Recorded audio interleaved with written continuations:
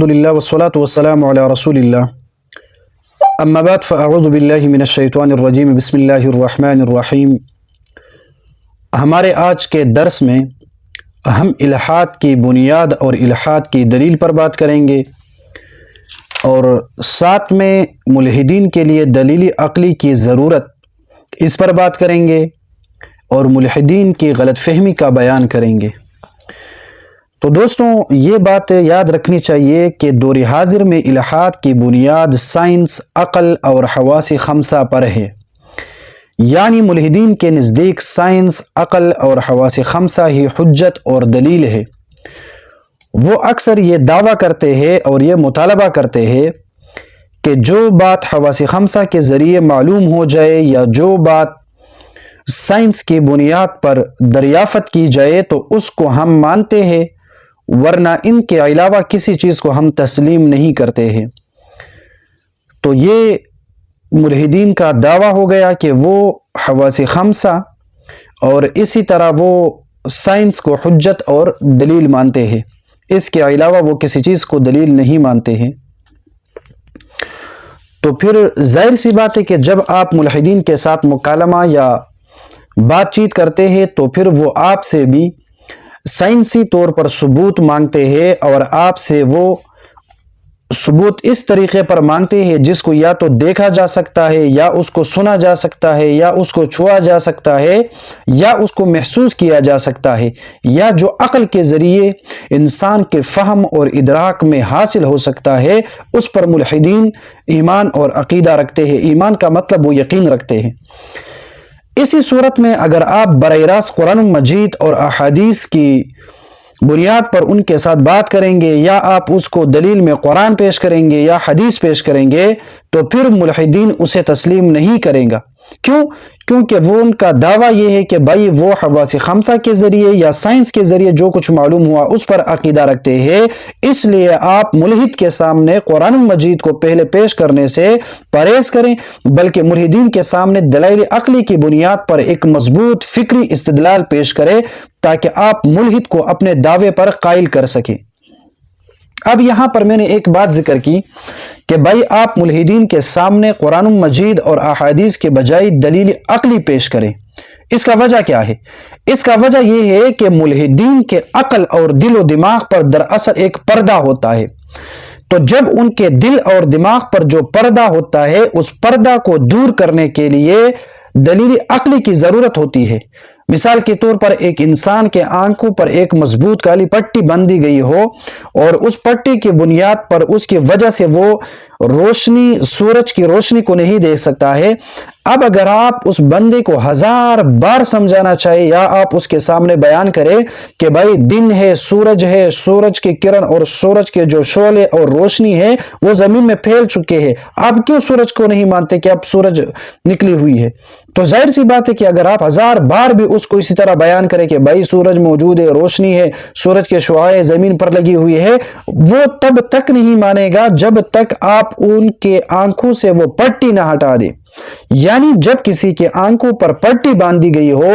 تو اس کو بیان کرنے کے بجائے، اس کو بتانے کے بجائے، اس کو ثبوت دینے کے بجائے اس کا علاج یہی ہے کہ اس کے آنکھوں کی وہ پٹی کو اگر آپ ہٹا دیں تو پھر وہ بغیر دلیل کے وہ سورج کی روشنی کے قائل ہو جائیں گے، اور وہ مانیں گے کہ یقیناً سورج نکلی ہوئی ہے اور سورج کی روشنی زمین پر پھیل چکی ہے۔ تو اسی طرح ملحدین کے آنکھوں پر پٹی بندھی ہوئی ہے، ان کی جو دل و دماغ پر ان کے گمراہی کی اور جہالت یا زند اور عناد اور لا علمی لا شعوری کی پٹی بندھی ہوئی ہے، تو پھر دلیل عقلی کی بنیاد پر اس پٹی کو ہٹا کر پھر ہم اس کے سامنے اگر دلیل نقلی پیش کریں گے قرآن اور حدیث کو، تو پھر وہ لوگ قائل ہو سکتے ہیں اور مانیں گے کہ قرآن اور حدیث برحق ہے اور مسلمانوں کا عقیدہ صحیح اور درست ہے۔ تو اس لیے ملحدین کو دلیل عقلی کی ضرورت ہوتی ہے، کیونکہ وہ دلیل نقلی کے قائل نہیں ہوتے ہیں، تو ان کے سامنے دلیل عقلی پیش کرنا یہ انتہائی ضروری ہے۔ لہٰذا ملحدین کو سمجھانے کے لیے دلیل عقلی کی اشد ضرورت ہے، اور اسی کے ذریعے ان کو بہتر طور پر قائل کیا جا سکتا ہے۔ اب یہاں پر ملحدین وہ قرآن مجید اور احادیث کو کیوں نہیں مانتے ہیں؟ دراصل اس کا بنیادی وجہ یہ ہے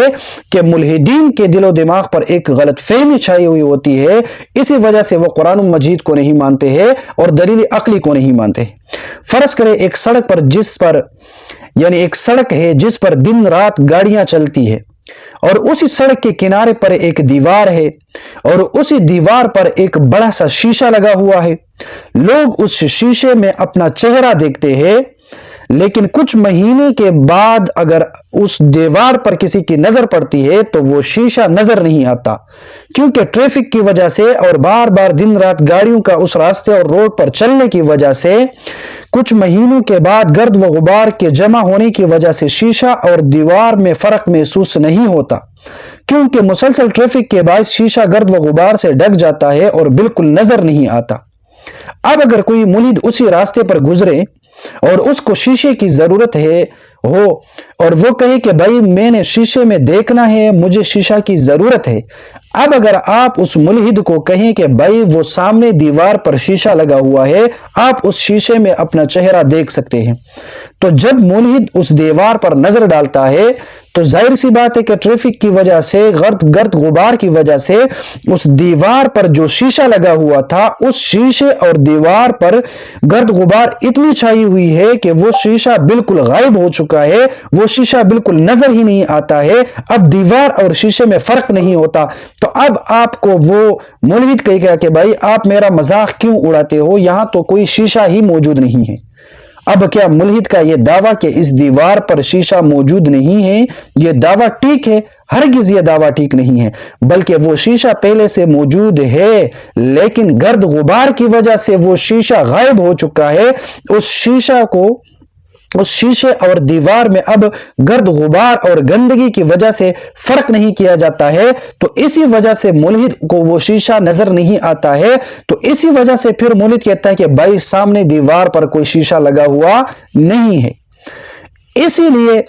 بہتر یہی ہے کہ اب اگر آپ ملحد کے سامنے ہزار دلائل پیش کریں کہ بھائی نہیں یہاں شیشہ لگا ہوا ہے، میں نے بھی اپنا چہرہ دیکھا تھا شیشے میں، یا فلاں بندے سے آپ پوچھو شیشے کے بارے میں، یہ دلائل دینے کی ضرورت نہیں ہے، بلکہ بہتر یہی ہے کہ آپ ملحد کے ہاتھ پکڑ کر اس دیوار کے سامنے کھڑا کر کے ملحد کے ہاتھ میں کپڑا دے کر اس کو کہے کہ بھائی آپ اس دیوار سے گرد غبار ہٹائے۔ جب وہ گرد غبار کو دیوار سے ہٹائے گا تو اس کو شیشہ اور دیوار دونوں صاف نظر آئے گا، تب وہ اس بات کا قائل ہو جائے گا کہ بھائی یقیناً اس دیوار پر شیشہ لگا ہوا ہے۔ یا مثال کے طور پر آپ کو میں ایک دوسرا مثال پیش کرتا ہوں کہ ایک دیوار ہے، وہ دیوار رنگیلی ہے، یعنی اس پر چونا یا رنگ لگا ہوا ہے، اور وہ دیوار حد سے زیادہ گرم ہے، یعنی دیوار کے اس سائڈ آگ لگی ہوئی ہے اور اس آگ کی حرارت کی وجہ سے دیوار انتہائی گرم ہے۔ اب اگر آپ ملحد کو ہزار بار کہے کہ بھائی آپ جس دیوار کے سامنے کھڑے ہیں وہ دیوار گرم ہے، تو آپ ان کو ہزار بار دلائل دے، وہ دلائل کی بنیاد پر قائل نہیں ہو سکتا، کیونکہ دیوار پر ظاہری گرمائش کا اثر محسوس نہیں ہوتا ہے، یعنی دیوار کا رنگ بھی تغیر نہیں ہوا ہے اور وہاں سے دھواں بھی نہیں نکلتا ہے، تو ظاہر سی بات ہے کہ آپ ہزار بار ان کے سامنے دلیل پیش کریں گے تو پھر وہ نہیں مانے گا۔ تو اس کا یہی حل ہے کہ آپ ملحد کے ہاتھ پکڑ کر اس دیوار کو چھونے کو کہے، یا ملحد کے ہاتھ کو اس دیوار سے ٹچ کرے جو دیوار گرم ہے، تب ملحد اس بات کا خود بخود قائل ہو جائے گا کہ بھائی یقیناً دیوار گرم ہے اور دیوار کے پیچھے آگ لگی ہوئی ہے۔ یعنی پریکٹیکلی طور پر ملحدین کو سمجھانے کے لیے ان کو کچھ محسوس کرنے کی ضرورت ہے، یا جس طرح وہ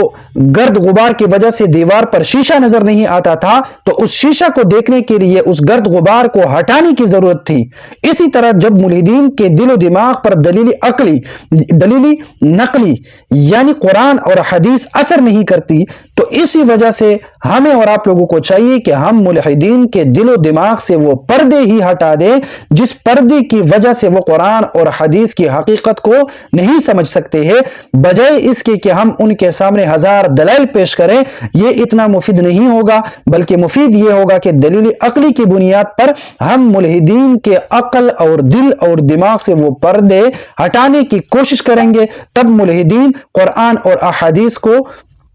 ماننے کے لیے وہ یقیناً ہمارے ساتھ متفق ہوگا۔ تو اسی طرح اب یہاں پر آتے ہیں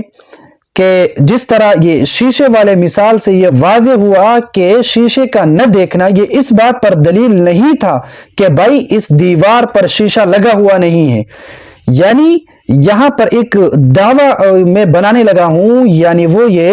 کہ یہ بات ہرگز درست نہیں ہے کہ جو چیز نظر نہ آتی ہو وہ حقیقت میں موجود بھی نہ ہو، یہ بات غلط ہے۔ یعنی ہر چیز کے لیے نظر آنا، یعنی ہر چیز کے موجود ہونے کے لیے اس چیز کا نظر آنا یہ ضروری نہیں ہوتا ہے، بلکہ کچھ چیزیں ایسے بھی ہوتی ہے جو در حقیقت موجود تو ہوتی ہے لیکن وہ نظر نہیں آتی ہے۔ مثال کے طور پر گلاب کا پھول ہے، اس گلاب کا پھول تو آپ کو نظر آتا ہے، لیکن گلاب کے پھول کے اندر جو خوشبو ہوتی ہے اس خوشبو کو آپ سونگھ سکتے ہو، محسوس تو کر سکتے ہو، لیکن اس خوشبو کو آپ دکھا نہیں سکتے ہو۔ یعنی ایک چیز کا نہ دیکھنا اس بات پر دلیل نہیں ہے کہ وہ چیز موجود ہی نہیں ہے۔ جس طرح آپ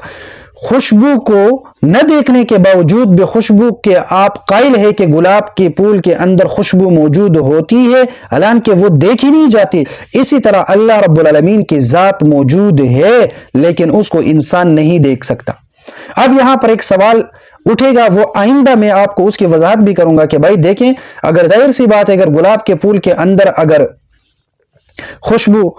دیکھی نہیں جاتی لیکن وہ تو محسوس کی جاتی ہے، اور ملحدین کا دعویٰ بھی یہ ہے کہ وہ ہر اس چیز کو مانتے ہیں جو حواس خمسہ کی صورت میں اس کو وہ محسوس کرے، یعنی حواس خمسہ کے ذریعے جس چیز کو وہ محسوس کریں